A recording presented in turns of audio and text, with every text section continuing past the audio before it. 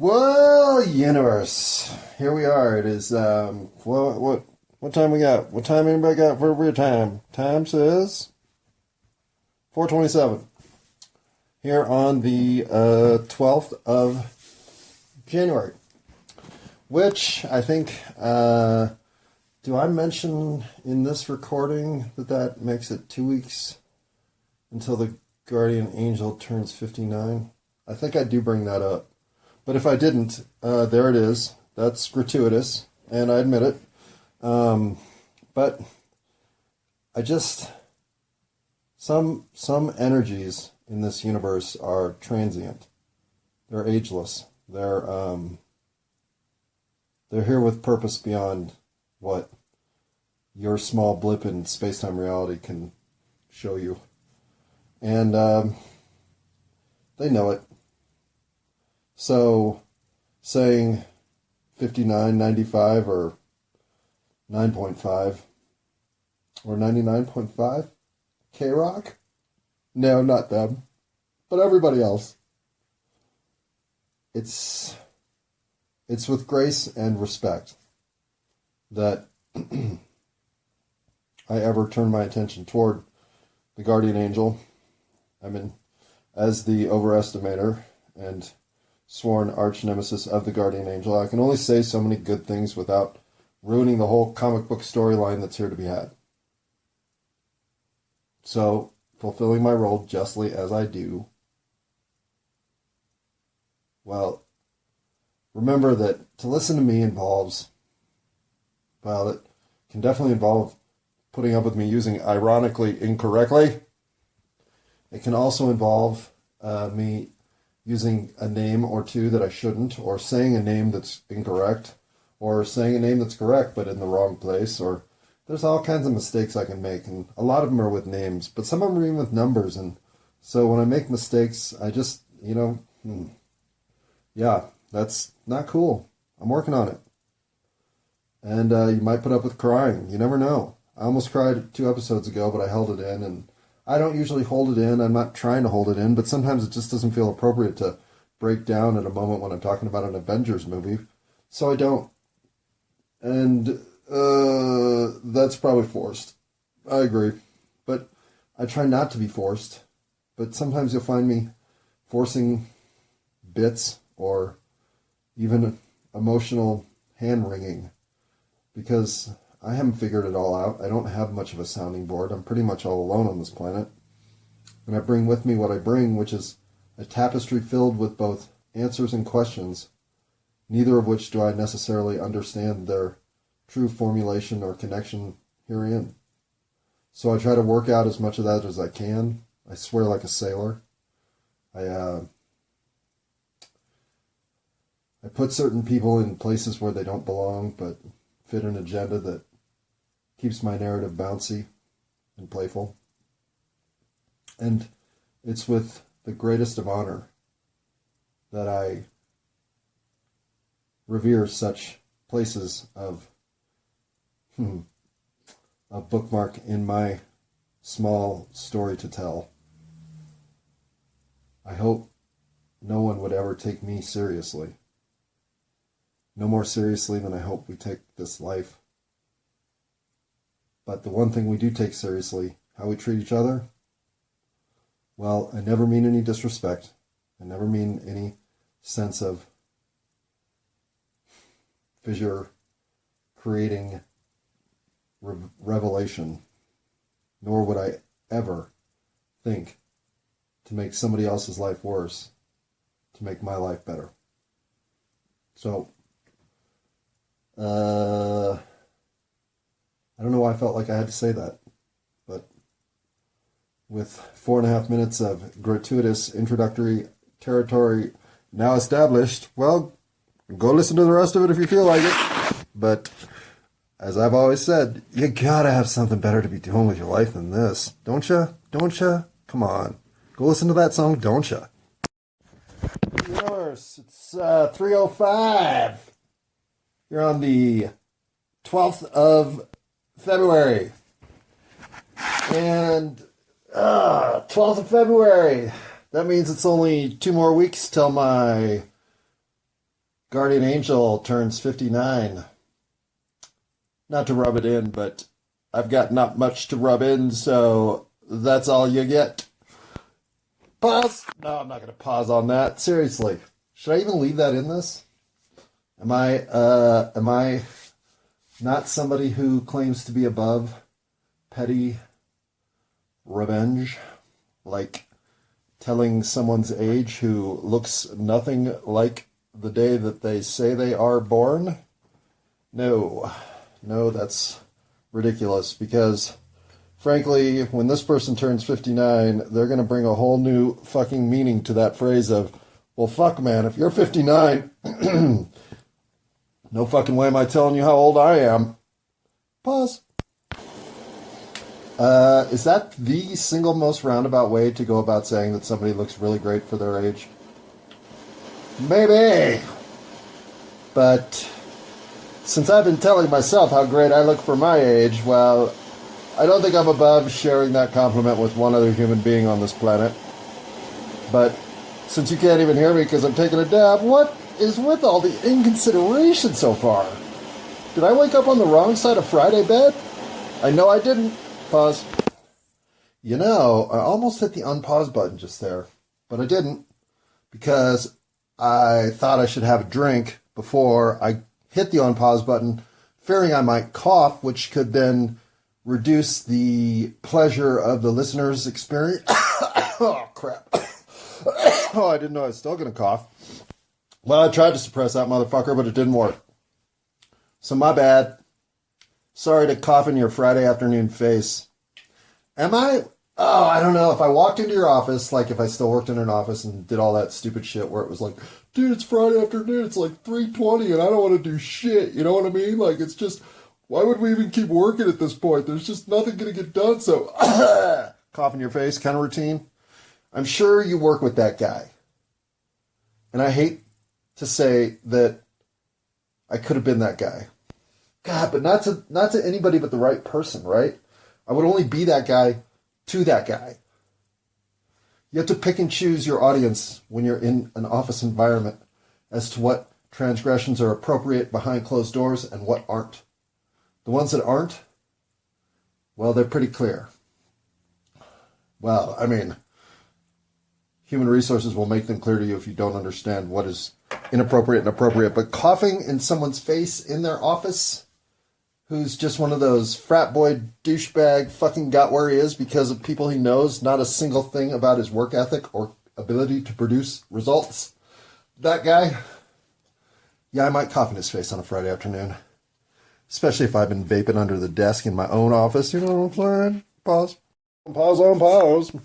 All right. Well, not to tread on the comedic genius of previous triplicate sayings of renowned familiarity. But, as unpause, pause. So, did you notice my future self jumped to the back of the line and then try to get to the front of the line by saying unpause before I'd even paused? And then I had to pause twice to get back into the future set timeline that we are in now? You didn't watch Marvel something Avengers Endgame? No? You didn't see that one where every new timeline created is a new timeline of the possibility of infinite universes? I don't know. But the timeline thing that they did in that movie was stupid. You gotta stick to the Back to the Future timeline stuff, man. If you're not capable of impacting a previous reality with today's reality, then what's the point of being in reality, huh? But the physicists will figure that out someday. Until they do, I will just say that you can affect your past reality this way, by becoming a better person today. That's it. That's all you got to do. And you can cascade both forward and backward in time as a better version of you. Yeah, it's obvious how you forward cascade in time. But that backward in time part works too.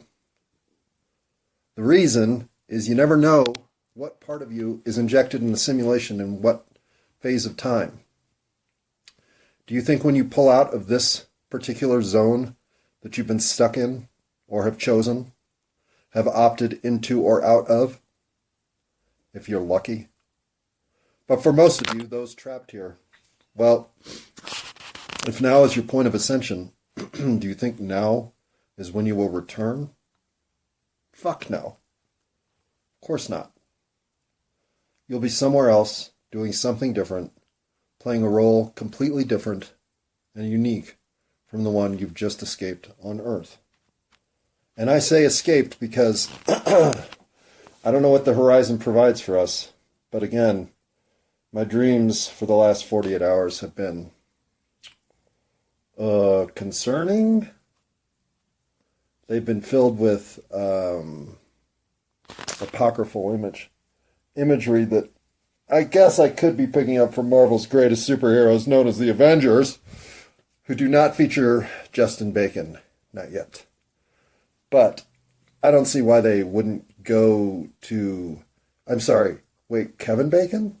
Justin Bateman? Oh, you mean it's 6 degrees of Kevin Bacon? Well, Kevin Bacon should totally be an Avenger. I would think that would be the way to go on the next round, because then they could get guys like me who are like, wait, so it's Flashdance meets the Avengers? Well, this I gotta see. Into the theater. But since I'm like one of 7 people who represent a demographic for whom that's an interesting reboot, I don't know that Hollywood should promote their entire Avengers comeback movie premise on, because you gotta get loose, foot loose, kick off your Sunday shoes, even though it's Friday, right?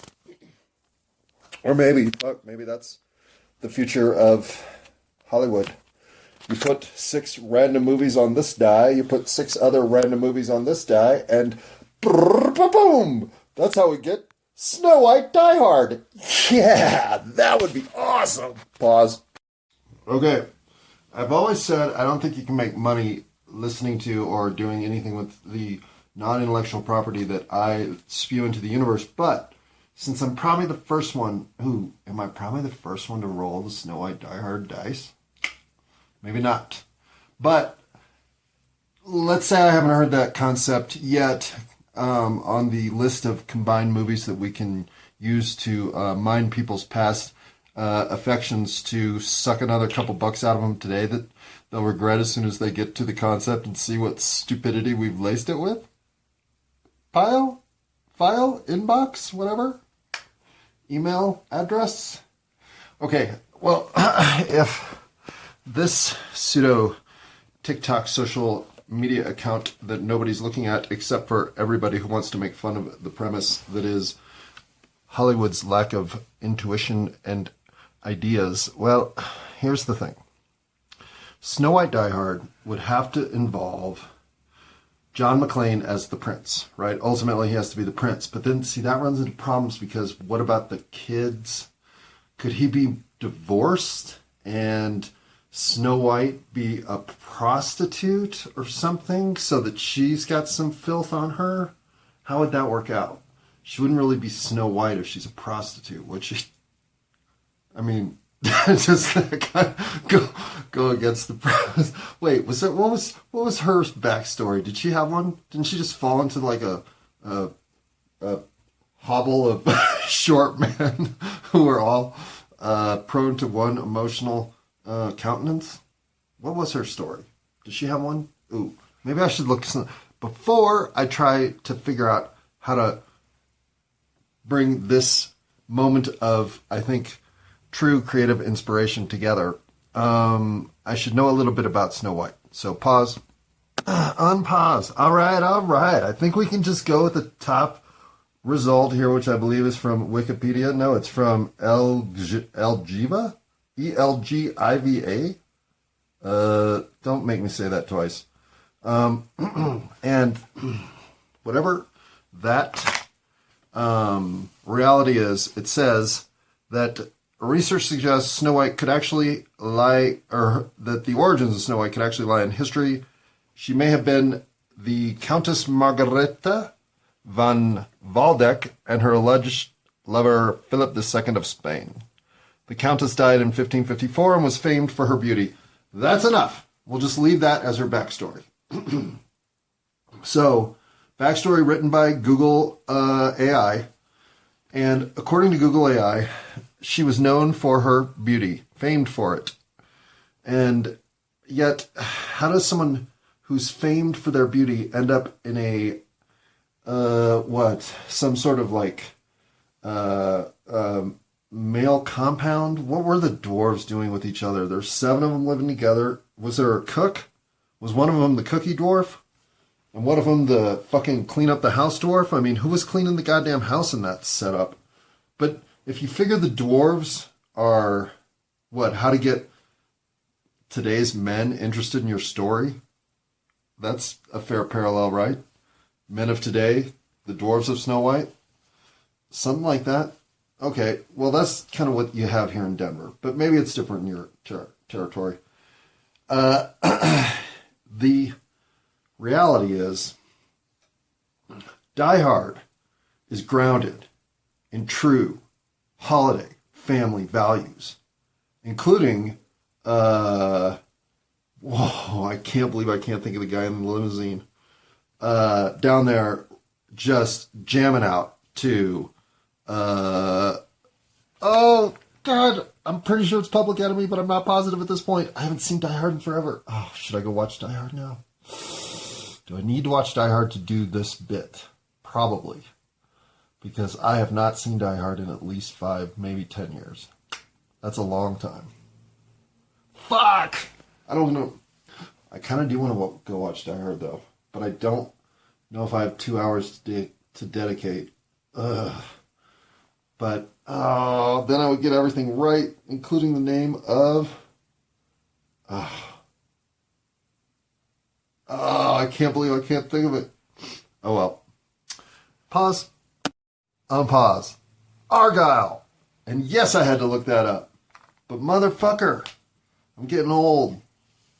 Anyhow, Die Hard is grounded in what I would call traditional American values about families and the challenges they face at the holiday periods when maybe there's a separation or divorce is on the table and kids are going through trouble emotionally and parents are doing the same and all of this stuff, right? Well, yeah. And obviously the triumph of the story is how the family unit finds the glue to reunite and give it another shot as the nuclear family they were born to be. But in Snow White, you've got this, I don't know, woman known for her beauty who just falls into the care of 7 unattached, short men, emotional men, I might add. I mean, Disney's obviously taking us into some weird territory with their storyline, but so I think we want to center more on the Die Hard part of the kernel here, as it were. If this were a nugget of popcorn trying to pop itself out of a bag of silver lining, then the interior cloud thunderstorm would have to be something like getting rid of as much of that Snow White messing around with 7 dwarves stuff as is implied in that other movie, right? So, how are we going to do that? What if Snow White is Hans Gruber? Ah, yes! Think about it. The dwarves are the henchmen. Now we have our story. All right. I am going to go ahead and copyright this idea because I think I've come up with a gemstone of what? Disney princess-sized caliber? Well, when it comes to creativity, it would be what? Like another run of a movie that they already made, but they're going to remake it anyway and call it something like Frozen 5? Pause? Unpause. Okay. Well, believe it or not, all of this is what I got on to talk about. So I'm pretty much done talking. Have a good one. No, I'm kidding. None of this, meaning 0 of what we have spoken about yet already, did I mean to speak about already to now. Except maybe that part about the first part where my nemesis, the guardian angel. And as we all know, that makes me the overestimator. But my nemesis, the guardian angel, is just now 2 weeks away from turning 59, and we will count down 2 weeks away from 59 for her to help her remember that age isn't a thing, especially when you look as fucking great for your age as she does. But I digress, and I mean that in the most literal sense possible. I'll even speak in another foreign tongue, foreign accent type thing for you to show you I digressed so much. Now, I don't need to mention that my guardian angel has been my mother. I don't need to say anything else. Because, as I said yesterday, well, with people, there is energy, I believe, in this universe that is cosmically connected. And frankly, maybe you serving up what you need in your real time, because nobody can do it for you better than you. Or this person's just swift to see past all the hijinks and lowjinks that my silly jinx tend to enable, and not wanting to play with any jinx decides, go away, you are a jinx, and needs no more than, say, 4 or 5 minutes to figure that all out. Yeah, I agree. I am the definition of high maintenance and questionable return, maybe, if I'm being honest. But that's okay. That's okay. I accept my failure to help this person discover the parts of themselves they had shut off. Why I was so quick to not succeed there, I do not know. And I feel like a failure to the universe for having performed so poorly. But move on must I, because, well, what else can I do? It's not like I get choices here. No, I get more like, well, if you fall into a whirlpool and you think you're not going to end up sucked down to the bottom, you must be one strong swimmer. And as we've been through many times, I am not a very strong swimmer. Pause. Ooh. Now, should the Snow White of today's iteration against the McLean character, should they? No, not a gender swap. Not a race, well, a race swap, who cares? But, should Snow White be terrified of water, and water be the thing that she drowns in? Is Snow White going to drown, or is she just going to fall to her death in this one? Do we know yet? Have we sent this over to the team? Pause. Yeah, have we sent this over to the team? Team of one, looking for dinner. What's that, a can of lima beans? Fuck yeah, we got dinner. Pause. Okay, just show of hands here. How many people think I should take more dabs? All of you? Hilarious. You're fucking hilarious. Pause. Scabba-dabba-yabba-dibba-doo.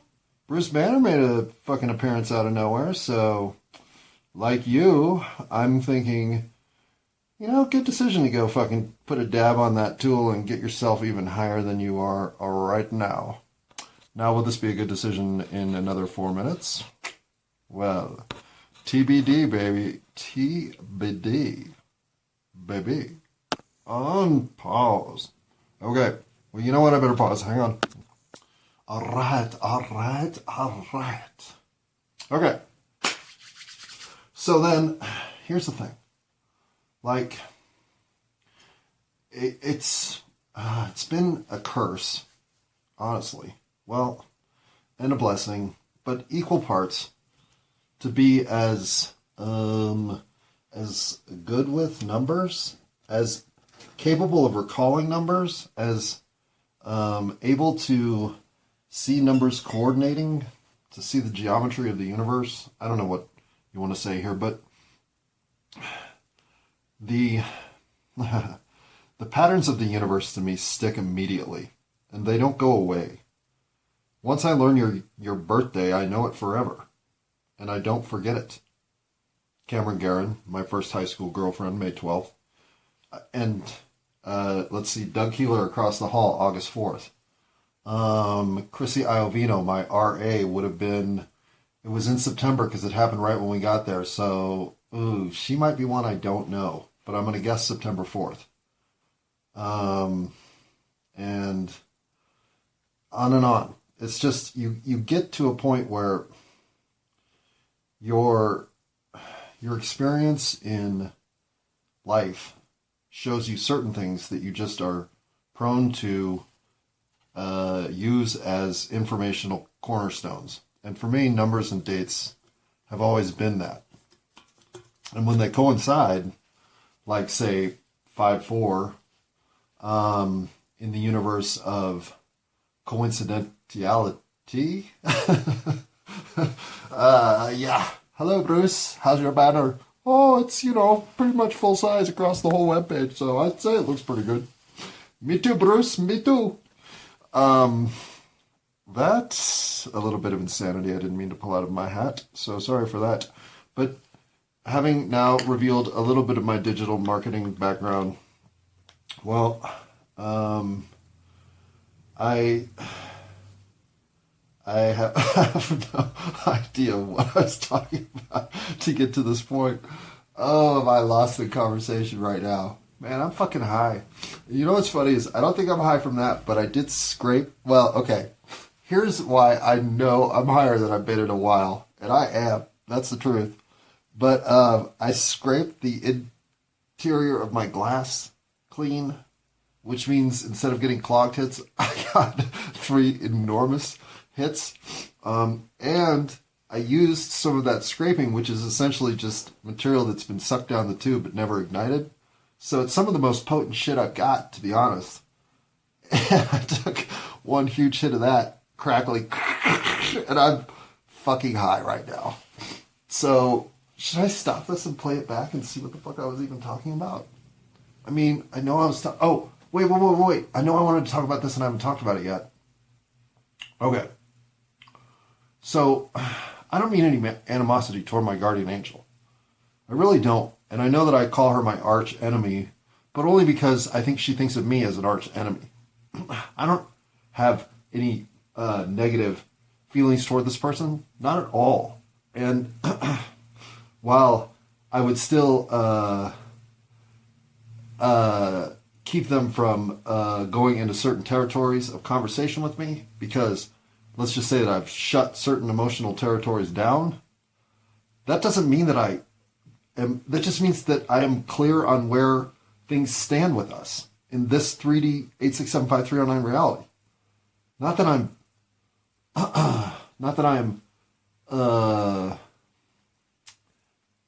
I'm incapable of seeing this person as still doing whatever it is they need to do while they're down here and I'm just not involved. That's fine.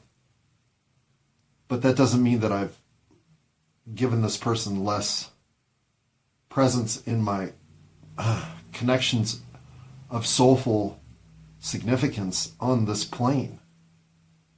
She still might be number one. So what do you do with that? You just put it where it belongs in the next incarnation of whatever life is that this whole ride is providing us. What can't be done here shouldn't really cause you loss. Because if it's supposed to get done, it will be done in the next lifetime. Or wherever it's supposed to fit in. And if that's a lesson in reverse of you chasing down a piece of yourself to be fulfilled still at this point without realizing it, and then having to relive this life in a capacity to get past these points of weakness, well then, maybe that's what it's all about. When I say I'm open to inspecting myself from all corners, I don't see myself as the hero in every outcome. In fact, oftentimes I try to look for the lessons that maybe I'll be back here trying to relearn a 9th, 10th, whatever, and I'm not being comical, run of reality. This representation might truly be providing me. And if you don't look at yourself with the same level of both laughter and levity, well, I think you're missing out on just how special you are meant to grow to become. This ride is about something, but it's about you the most. Pause.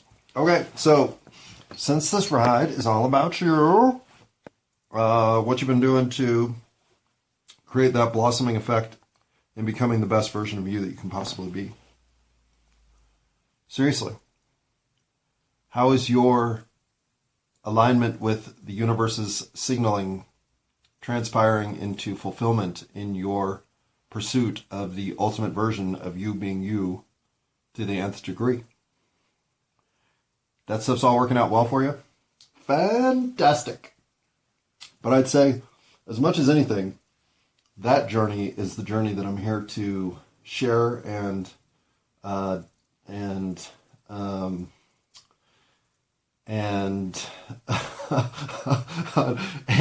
lose my vocabulary over, oh my God, and document? Thank you. Oh, think about that. That's an 8-letter word. Document.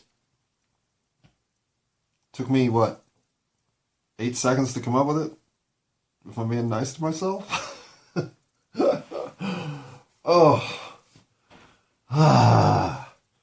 Anyhow, this documentation of my declaration of becoming a better person, putting that in action, and thus creating a better world, well, that's really what the project to respond to the situation that you find that says, wait, is this all my fault? Well, I mean, I can see where a lot of it's my fault. Is it all my fault? Pause. Pause. Alright, so far, fuck. No response to the dumb jobs that I want, and I won't apply to certain dumb jobs because I've done those dumb jobs and those dumb jobs don't want me back, or other reasons. Not just that reason. Other reasons too. But I haven't applied to the really dumb jobs, which are the versions of my job that I used to have that are just in different color aprons. One of them blue, one of them red. When you've worn the orange, do you want to wear the blue or the red? Not really. That's for damn sure. Even though the red's right down the street. And the blue is too, really. But no. But if I can't eat, is it smarter to starve to death or to work at the blue apron? Well, the red apron would be my first choice because they seem like they're kind of like a lot slower. Like they might have a lower IQ threshold to get people in the door. And since my IQ has always been something of a curious fascination of mine, well, I prefer not to have to share that. And since I don't think that'll come up either place, I don't know why I'm bringing it up now. Maybe so that I could gratuitously tell you that my IQ score is 4 points higher than Madonna's? Maybe. Maybe. Did I really want to share that? I've gone off the rails here. Should I get some notes? What do? I guess I hit pause.